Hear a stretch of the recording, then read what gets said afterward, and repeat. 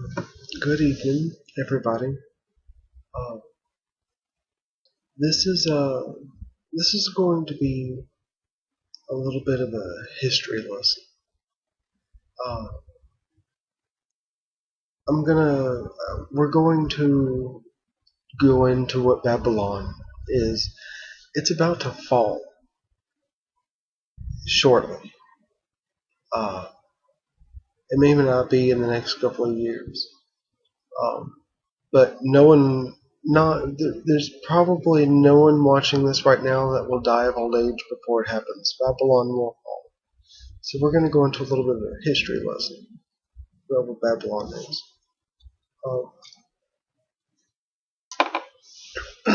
You'd have to go back to Neanderthal days, uh, when mankind first started bartering. When they first realized that they could trade goods for other goods.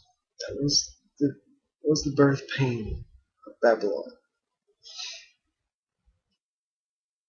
So you get to where they created coin and they created currency. Whatever the first currency was, it wasn't necessarily a coin. It might have been a rock. But anyway,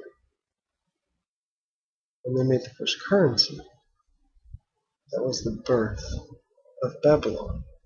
Because Babylon was born through the spirit of competition. My product is better than yours. Come buy mine. Mine is cheaper than his. Commercialism, commerce. Uh, when you watch TV commercials, they are pulses through the veins of Babylon. Babylon was the center of trade. That was the very first. It was by by the Euphrates and Tigris and stuff.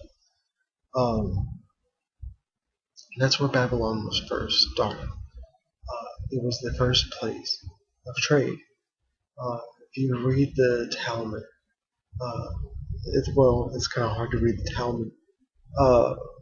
If you want to, you can get a book called The Everman's Talmud, and it goes about Nimrod. He was an emperor of Babylon, and he confronted Abraham and said, "Why don't you worship our God?" And Abraham said, "Well, why don't I worship the fire?" He said, I'll tell you why, because then that means I'll have to worship the water that puts out the fire. Well, then that means I would have to worship the sky where the water comes from. And then I'd have to worship the sun. And then the moon is like none of these things. But it's a wonderful book. Uh,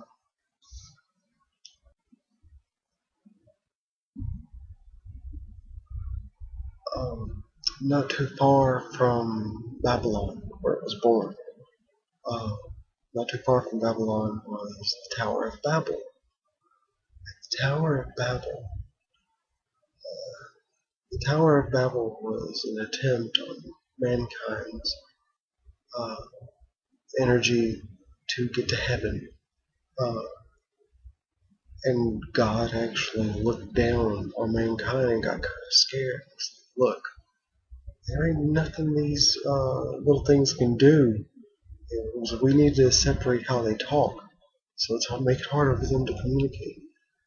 Uh, so that, I mean, Babylon gave birth to a lot of stuff. But that's what Babylon is. It's commercialism. It's commerce.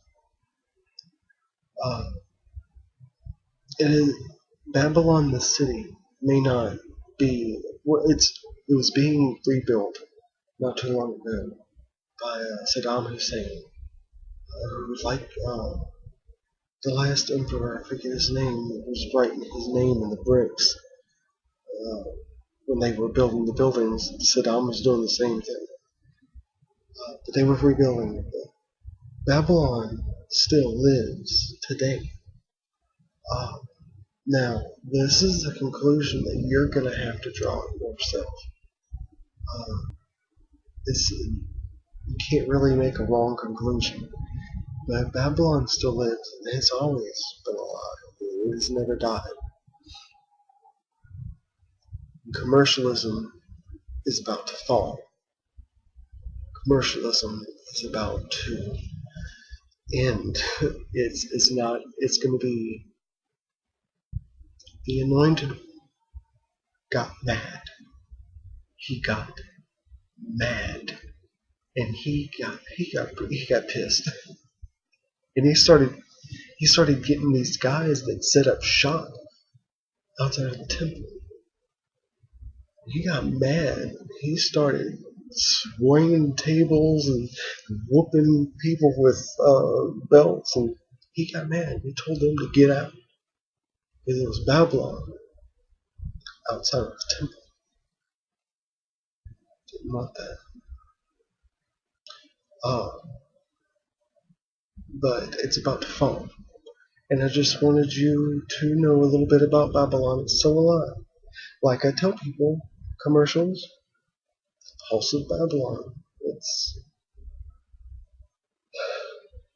about to fall. But I have to go to bed. I have to go to a meeting, and I have to talk some more to my babies. So, see y'all again until we meet again. I love you, people should be blessed. I know your names. I know your.